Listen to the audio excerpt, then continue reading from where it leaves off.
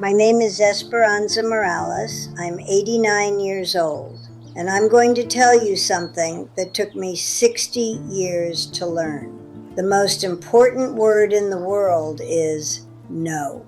2 letters, 1 syllable, and I didn't know how to say it until not saying it almost killed me. Sit down, because what I'm about to tell you, nobody else is going to say it to you. Not your mom, not your best friend, not any of those self-help books they sell on every corner. I'm going to tell you because I lived it, because I paid the price, and because I don't want you to pay it too. You know what they taught me from the time I was a little girl? That a good woman says yes to everything, to everyone, always. Yes to your father when he tells you not to study, because what's the point? You're going to get married anyway. Yes to your mother when she tells you to help in the kitchen while your brothers play outside. Yes to your husband when he tells you not to work because he provides. Yes to your kids when they ask and ask and ask until there's nothing left of you. Yes to the neighbor who needs a favor. Yes to your friend who wants you to watch your kids. Yes to the priest who says sacrifice is a virtue. Yes, yes, yes, yes, yes. And I said yes for 60 years. You know what happened? I got sick. I emptied out. I got lost. One day I looked in the mirror and I didn't know who the woman staring back at me was. She had my mother's eyes, my grandmother's hands, but there was nobody inside. Just a shell. Just a giving machine that had nothing left to give. And that day, at 73 years old, I learned something I should have learned at 13. Saying no doesn't make you a bad person. It makes you a person. Let me tell you how it all started. I was born in a small town near Oaxaca. So small, it didn't even have a name on any map. We called it El Llano, the flatland, because that's what it was. A flat stretch between hills with adobe houses and clay tile roofs. There were 7 of us kids. I was the oldest girl. And that, back then, in that place, meant something very specific. It meant I was the second mother. For as long as I can remember, my job was to take care of things. Take care of my younger brothers and sisters. Take care of the house. Make sure there was food. Make sure everything ran. My mother worked selling tortillas at the market. She left before dawn and came back after dark. My father worked the fields. And me, at 8 years old, I was already responsible for 5 people. I'm not complaining about my mother. She did what she could. She'd also learned to say yes to everything. She'd also emptied out. She'd also lost something inside herself that she never got back. But what I learned in that house marked me forever. I learned that my needs didn't matter. That if I was hungry but my brother was hungrier, he ate first. That if I was tired but there was work to do, the work came first. That if I wanted something for myself, that was selfishness. And selfishness was a sin. You know how many times I asked myself what I wanted? In the first 25 years of my life, not once. Not once. At 16, I married Aurelio. Not because I loved him, not because I chose him, because that's how things were done, because my father arranged the marriage, because Aurelio had land and my family needed the connection. Aurelio wasn't a bad man. I want you to understand that. He didn't hit me. He didn't yell at me. He wasn't a monster. He was simply a man of his time. A man who believed women were there to serve and men were there to be served. And me, having spent my whole life serving, I didn't even notice the difference. I went from serving my parents and siblings to serving my husband. Like changing uniforms, but the job was the same. Aurelio wanted coffee at 5 in the morning. I made it. Aurelio wanted his shirt ironed a certain way. I ironed it. Aurelio wanted silence when he came home tired. I went quiet. And when the children came, 6 in all, I just added more people to the list of people to serve. And me? I wasn't on any list. There was a moment when I was about 30 that something shifted inside me. My neighbor Soledad had started selling embroidery at the market. She made beautiful things, flowers in colors that looked alive, birds that almost sang, and she earned her own money, money that was hers, that she decided how to spend. One day I asked her how she'd started, and she said something to me that stayed with me forever. Esperanza, one day I realized that if I didn't do something for myself, I was going to die without ever having really lived. And I decided that wasn't going to happen. That night I couldn't sleep. I was going to die without having lived. The words kept circling in my head like angry bees. What had I done for myself? What had I ever wanted? What dreams did I have that were mine and nobody else's? I didn't know. I had no answer because I'd never asked myself the question. I started embroidering in secret. Soledad taught me the basic stitches. She gave me some leftover thread.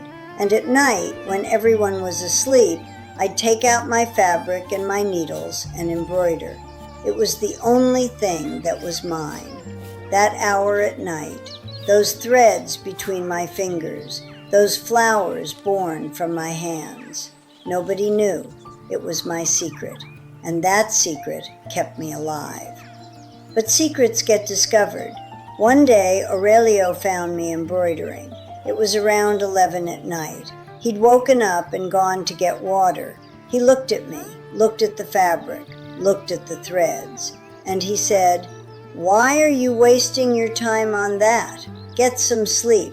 There's a lot to do tomorrow." He didn't yell. He didn't get angry. He just said that, in that calm, self-assured voice of his. And I put the embroidery away and didn't take it out again for 5 years. Do you understand what I'm telling you? He didn't need to forbid it. He didn't need to threaten me. He just needed to make me feel like what I wanted didn't matter, that it was a waste of time, that there were more important things, and I believed him. That's the power of always saying yes. You become someone who can't say no, who doesn't know they have the right to say no, who believes their needs are less important than everyone else's. And so the years went by. My children grew up, they got married, had their own kids, and I stayed in the same place, serving, giving, saying yes. Aurelio died when I was 60, a heart attack, quick, no suffering. And I was left alone in that house that had always been his house, never mine. You know what I thought when Aurelio died? I thought, now I'm going to live for myself. But I didn't know how. I'd spent so long living for others that I didn't know what I wanted. I didn't know what I liked. I didn't know who I was when I wasn't serving someone. It was like a pack horse that's had its load taken off and doesn't know what to do. That keeps walking in circles because it's all it knows. And so instead of living for myself, I started living for my children, for my grandchildren, for whoever needed me. My daughter Carmela asked me to watch her kids. I said yes, even when I was tired, even when my back hurt, even when I wanted to do something else. My son Roberto asked me for money. I gave it, even when I didn't have extra, even knowing he wasn't going to pay me back, even though I felt a knot in my stomach every time. My daughter-in-law Patricia asked me to cook for family parties. I cooked. 3 days of prep, hours on my feet, and not even a thank you afterward. And I kept saying yes, because that's what I did, because I didn't know how to do anything else. Because I was afraid that if I said no, they'd stop loving me. That's the fear, you see, the deep fear that's underneath all of it. If I say no, they won't love me. If I say no, I'll be alone. If I say no, I'm a bad person. Those fears controlled me for 60 years. 60 years of my life ruled by the terror of not being loved. And let me tell you something I learned way too late. People who only love you when you say yes don't love you. They love what you do for them. And people who truly love you, the actual you, are going to keep loving you even when you say no, even when you set limits, even when you take care of yourself. In fact, they'll love you more because they'll see that you respect yourself, and that earns respect. The collapse came when I was 73. It was December. Christmas was coming. And like every year, I was in charge of organizing the family dinner. That meant cooking for 30 people, cleaning the house top to bottom, buying everything, preparing everything, serving everyone. And that particular year, I was exhausted. I'd spent the year taking care of my granddaughter Lupita, who was having trouble at school. I'd spent the year lending money to Roberto, who still didn't have a job. I'd spent the year listening to Carmela's problems with her husband. I hadn't rested a single day. I hadn't done one thing for myself. I hadn't had one moment of peace. And when December came, my body said, enough. I fainted at the market. I was buying chiles for the mole. It was hot. There were a lot of people, and suddenly everything went black. I woke up in the hospital. The doctors told me my blood pressure was through the roof, that I was dehydrated, anemic, that my body was at its breaking point. They told me I had to rest. I had to take care of myself, that if I kept going like this, I wasn't going to last much longer. And me, lying in that hospital bed with those sheets that smelled like bleach, those lights buzzing above me, I thought something I'd never thought before. What if I die? What did I do with my life? What was ever mine? And the answer hit me like a punch in the stomach.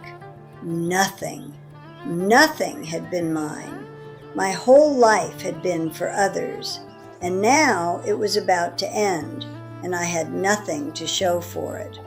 That was the moment. There, in that hospital bed, at 73 years old, I decided I was going to learn to say no. I didn't know how. I didn't know if I could, but I knew I had to try. Because the alternative was dying without having lived, and that I was not going to allow. When I got out of the hospital, I called Carmela. I told her, honey, this year I'm not doing the Christmas dinner. I'm too tired. You can do it at your house if you want. There was silence on the other end of the line. Then Carmela said, but Mom, you always do it. The family expects you to do it. And I said, well, this year they're going to have to expect something else, or do it themselves. I can't. It was the first time in my life I said no to something important. The first time I put my needs before someone else's. And you know what? The world didn't end. Carmela got upset. Roberto said I'd changed, and he didn't mean it as a compliment. My daughter-in-law Patricia mumbled things I chose not to hear. But the dinner happened, at Carmela's house, and I went as a guest. I sat down, I ate, I didn't wash a single plate. And for the first time in decades, I enjoyed Christmas. Learning to say no at 73 is like learning to walk again after an accident. It's clumsy, it's hard, you fall down a lot. But every time you get back up, you're stronger. I started with small things. The neighbor who always asked me to water his plants when he went on trips, I told him no, that I couldn't anymore, to find someone else. My friend who always wanted me to watch her grandkids so she could go shopping, I told her no, that I had things to do, that I wasn't available. The salesman who knocked on the door offering me things I didn't need, I told him no. No explanation, no apology, just no. And every time I said no, something shifted inside me. It was like I'd had a rock in my chest for decades, and every no made it a little smaller, a little lighter, a little easier to carry. But the small things are easy. The hard ones are the big things. The hard ones are saying no to the people you love. My son Roberto came to ask me for money again, a few months after my collapse. He said he needed it to pay a debt, that it was urgent, that he'd pay me back as soon as he could. And I knew, deep in my heart, that he wasn't going to pay me back. He never did. In 20 years, he'd never paid me back a single peso. I took a deep breath. I felt the fear. I felt the guilt. I felt that voice saying, "You're his mother. You have to help him." And I told him no. I said, "Roberto, I can't lend you money anymore. I don't have anything to give. You need to find another solution." His face changed. I saw the anger, the disbelief, something that looked like betrayal. He said, "What kind of mother refuses to help her own son?" And that hurt. God knows it hurt. It hurt so much I almost said yes, almost pulled out the money and gave it to him just to make him stop looking at me like that. But I didn't do it.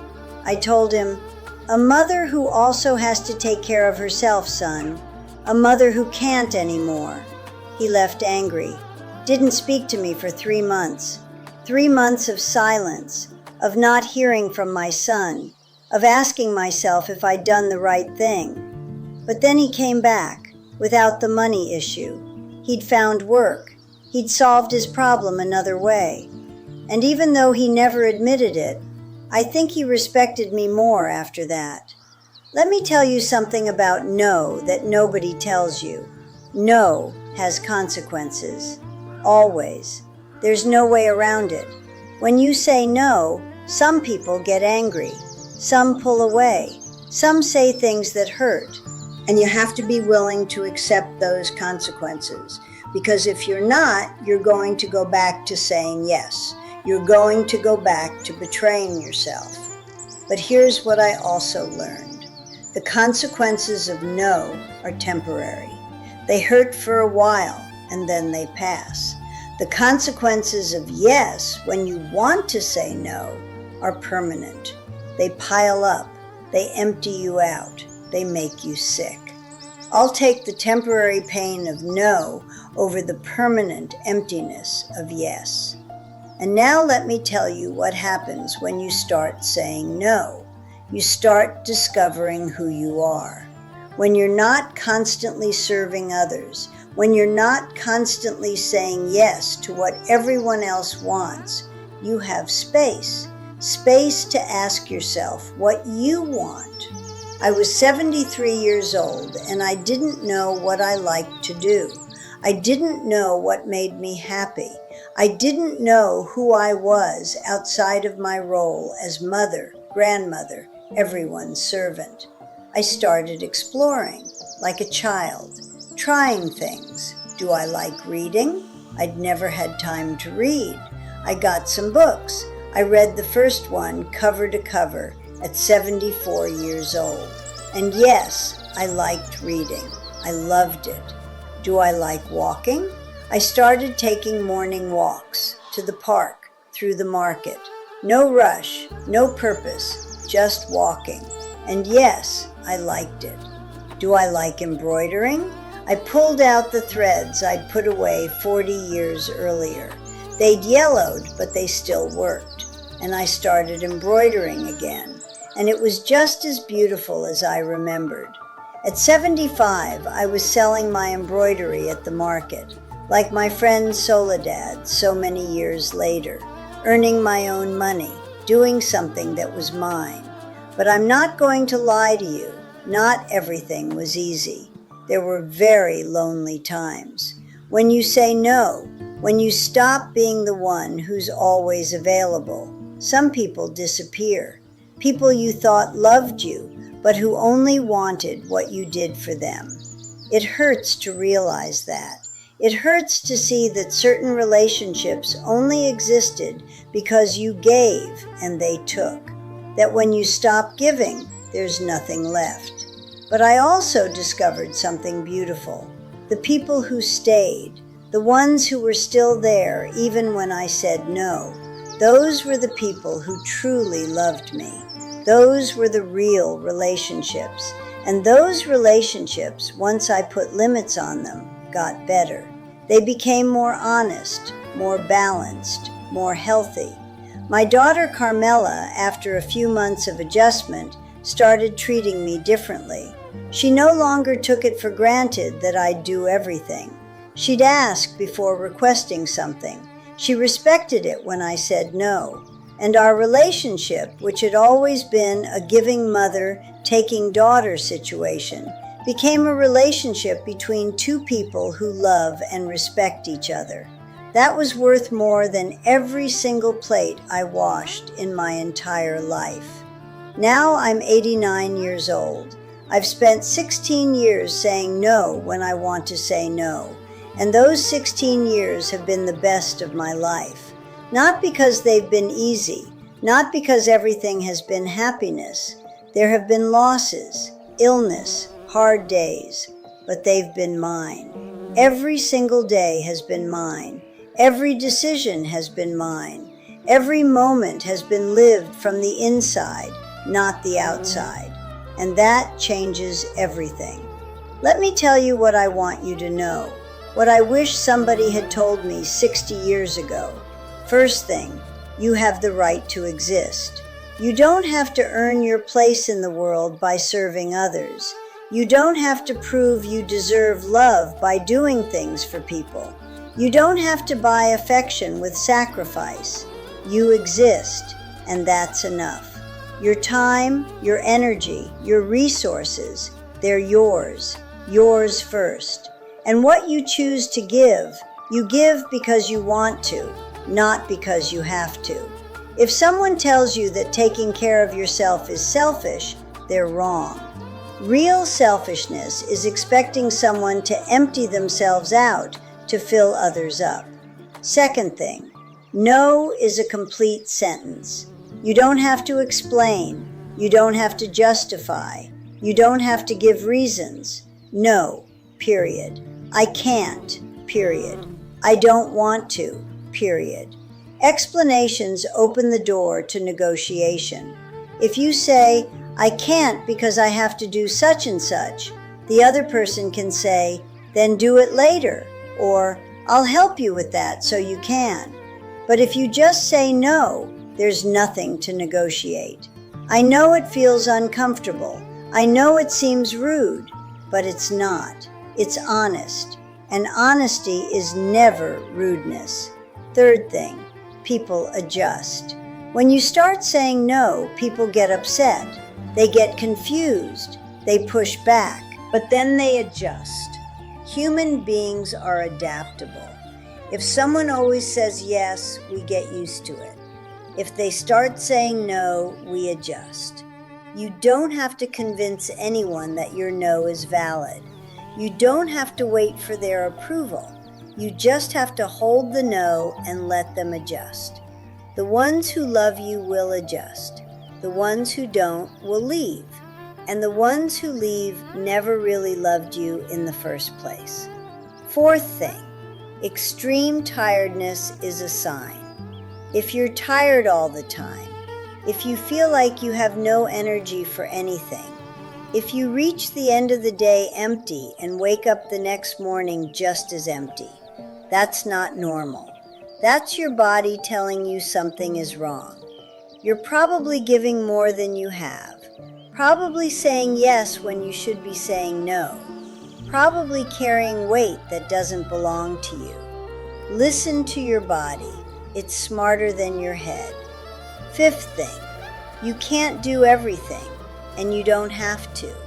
This idea that women have to be everything to everyone, that we have to work and care and cook and clean and attend and still look good and be happy, it's a lie. Nobody can do everything. Men couldn't do everything, which is why historically they've handed half of life off to women. And we can't do everything either. Choose. Decide what matters to you and do that well. Let the rest go, or hand it off, or let it not get done. The world doesn't end because you don't do everything. Only your health and your peace of mind end. Sixth thing, it's okay to disappoint people. Read that again. It's okay to disappoint people. You can't live your life trying not to disappoint anyone, because if you do, you're going to disappoint the most important person of all, yourself. Sometimes doing what's right for you is going to disappoint someone, upset someone, hurt someone, and that is part of life. You are not responsible for other people's emotions. Every adult is responsible for managing their own disappointments. Seventh thing, it's never too late. I was 73 when I started. 73. You, who probably have a lot fewer years than that, have much more time than I had. It doesn't matter how many years you've been saying yes. It doesn't matter how much you've emptied yourself out. It doesn't matter how lost you feel. You can start today, right now, with the next no you say. Every moment is a chance to choose differently. I'm going to give you practical steps, because I know it's easy to say learn to say no and very hard to actually do it. This is what worked for me. First, start with strangers. It's easier to say no to someone you don't know than to someone you love. The salesman offering you something you don't want, no. The person on the street asking for your time, no. Someone who wants you to sign something, no. Practice. Every no to a stranger strengthens you for the no to someone close. Second, don't answer right away. When someone asks you for something, your first instinct is going to be to say yes. It's the habit. It's automatic. Break the reflex. Say, let me think about it, or I'll get back to you tomorrow, or just, I need a moment. That space between the request and the answer is where you take back your power. That's where you can ask yourself, do I actually want to do this? Do I have the energy? Does it matter to me? And if the answer is no, then you say no. But after you've thought it through, not in the impulse of the moment. Third, notice where the automatic yes lives. Look at your life. In what situations do you say yes without thinking? With which people? About what kinds of things? Those are the places where you need to work the hardest. Maybe you automatically say yes to your mother, or your boss, or your kids, or when someone makes you feel guilty. Identify the patterns, because once you see them, you can change them. Fourth, prepare yourself for the guilt. The guilt is going to come. Every time you say no, especially at first, you're going to feel guilty. That's normal. It's the result of years of training. Your brain learned that saying no is bad, and when you do it, it sends off alarm bells. But guilt doesn't mean you're doing something wrong. It just means you're doing something different. Feel the guilt, acknowledge it, and do it anyway. Over time, the guilt gets smaller, and eventually it disappears. Fifth, have phrases ready. When you're under pressure, it's hard to find the words. Have phrases ready that you can use. I can't commit to that. That doesn't work for me. I'm going to have to say no. Thanks for thinking of me, but no. My answer is no, and I'd rather not explain. Practice them out loud, in front of the mirror if you need to, so that when you need them, they come out on their own. Sixth, surround yourself with people who respect your limits. Some people will respect your no, And some people will fight against it. Who will pressure you? Who will manipulate you? Who will make you feel guilty? Get away from the second kind. You don't have to fight with them. You don't have to convince them. Just create distance. Look for people who, when you say no, say okay and move on. Those are the people who deserve your time. Let me tell you what I gained when I learned to say no. I gained time. Time that I used to spend doing things for others, I now use for myself. For reading, for embroidering, for walking, for simply being. I'd never had time. I was always busy. There was always something to do for someone. Now I have whole hours that are mine. And in those hours, I'm happy. I gained energy. Before, I was tired all the time. A tiredness that sleep didn't fix. A tiredness of the soul. Now I have energy. At 89 years old, I have more energy than I did at 60 because I'm not giving it all away anymore. I gained peace. Before, my head was full of other people's needs, what I had to do for so-and-so, what so-and-so had asked me. Now my head is quieter. There's space for my own thoughts, my own worries, my own dreams. I gained respect. From others, yes, but more importantly, from myself. Before, I didn't respect myself. I didn't know I was supposed to. I thought my worth came from what I did for others. Now I know my worth is in who I am, in existing, in being, and I respect myself. I treat myself well. I take care of myself. I gained real relationships. The relationships that were still there after I started saying no are the real ones, the ones that matter, the ones based on true love, not on what I can give. Those relationships are deeper, more honest, more satisfying than anything I had before. And I gained something that has no price. I got myself back. After 73 years of being lost, of not knowing who I was, of living for others, I finally found myself. I know what I like. I know what I want. I know who I am. And that is worth more than everything else put together. I know there are women hearing this who think it's too late for them, who have spent so many years saying yes that they can't change, whose families depend on them, who believe everything would fall apart if they stopped doing what they do. I say this to them with all my heart. They're wrong. It's never too late. Never. And nothing falls apart. Things rearrange themselves. People adjust. The world keeps turning. The only thing that falls apart is the illusion that you're indispensable. And that illusion needs to fall apart because it's a burden that doesn't belong to you. And for the young ones, for those who still have time to avoid my mistakes, I say this: learn to say no now. Don't wait until you're 73.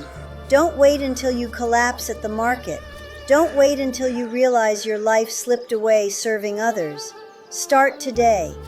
Every no you say now is a seed you're planting for your future. A seed of freedom, of independence, of owning your own life. There's something else I want to say, something important.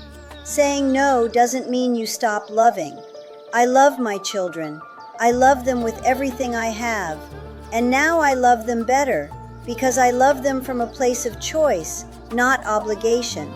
When I give them something now, it's because I want to, not because I feel like I should, not because I'm afraid they'll stop loving me if I don't. And that chosen love, that free love, is a truer kind of love. Service born from duty is a transaction. I'm giving you this because I'm supposed to. Service born from choice is a gift. I'm giving you this because I want to, because it feels right, because it makes me happy. Learn to say no so that your yeses actually mean something. Let me tell you what my life looks like now. I wake up when I want to. Sometimes early when the birds start singing, sometimes late when my body needs more rest. Nobody is waiting for me. Nobody needs me at a specific time. I'm free to wake up in peace. I make my coffee. I make it the way I like it, strong, with cinnamon. I drink it slowly, sitting in my courtyard, looking at the plants I take care of because I want to take care of them, not because anyone asked me to. Then I do whatever I feel like. Sometimes I read. I have a pile of books by my bed that never gets smaller because I always find a new one that interests me. Sometimes I embroider. My hands aren't as steady as they used to be, but the flowers still come out beautiful. Each piece of embroidery is like a meditation. Stitch by stitch, my mind quiets down. Sometimes I walk. I go to the market to say hello to people, to see what's new, to feel the sun on my face. Sometimes I just am, sitting, thinking, remembering, existing. My grandchildren come to visit me, the ones who stayed nearby, because some have gone far away. And when they come, we're really together. No rush, no list of things I have to do for them, just being together. I tell them stories from my life. I tell them about their grandfather, Aurelio, who despite everything was a decent man in his own way. I tell them about my mother, about my childhood in El Llano, about what the world was like before. And they listen, because they know that when their grandmother talks, it's worth listening. Sometimes someone comes to ask me for something, and sometimes I say yes, when I want to, when I feel like it, when I can do it without emptying myself out. And when I don't want to, when I don't feel like it, when I can't, I say no. And I don't feel guilty anymore. Well, a tiny bit sometimes. The old habit never completely disappears, but it no longer controls me. It no longer defines me. My health is good for my age. Not perfect, of course. I have my aches, my pains, the things that come with getting old. But I'm alive. I'm present. I'm here. And that's more than I had when I fainted at the market 16 years ago. More than I would have had if I'd kept emptying myself out until there was nothing left. Look, I don't know how much time I have left. At 89 years old, every day is a gift. Every morning I open my eyes is a miracle I don't take for granted. But while I'm here, I want to say what I have to say. I want someone to hear what I learned. I want my life to mean something more than the sad story of a woman who got lost. And what I want to leave you with is this. Your life is yours, not your parents', not your partner's, not your children's, not your boss's, not anyone's, yours. And the only way to truly live it is to learn to say no to everything that isn't yours, to everything that doesn't belong to you, to everything that empties you out instead of filling you up. You're going to make mistakes. You're going to say no when you should have said yes. You're going to hurt someone without meaning to. You're going to feel guilt, fear, doubt. That's part of the journey. What matters isn't doing it perfectly. What matters is doing it. And at the end, when you're where I am, when you look back at your whole life, you're going to know whether you lived it or let other people live it for you. You're going to know whether you were yourself or whether you were what other people wanted you to be. You're going to know whether you said no when you needed to say no. I got there late, but I got there. You can get there early. Start today. I'm going to say goodbye now because I've talked enough, because my throat needs tea with honey, because there's an embroidery waiting for me and an afternoon I want to enjoy. But before I go, I'm asking one thing of you. The next time someone asks you for something and your body says no, listen to it and say no, even if you feel afraid, even if you feel guilty, even if the other person gets upset. Say no, and then come tell me how it went, because I want to know. Because every woman who learns to say no is a victory, and victories deserve to be celebrated. My name is Esperanza Morales. I'm 89 years old, and the only thing I wish for you is that you don't take as long as I did to learn the most important lesson in life. That you have the right to exist, that you have the right to say no, and that your life, your precious life, is yours and nobody else's. And one more thing. If anyone tells you you're selfish for taking care of yourself, send them my way. I'll explain a few things to them.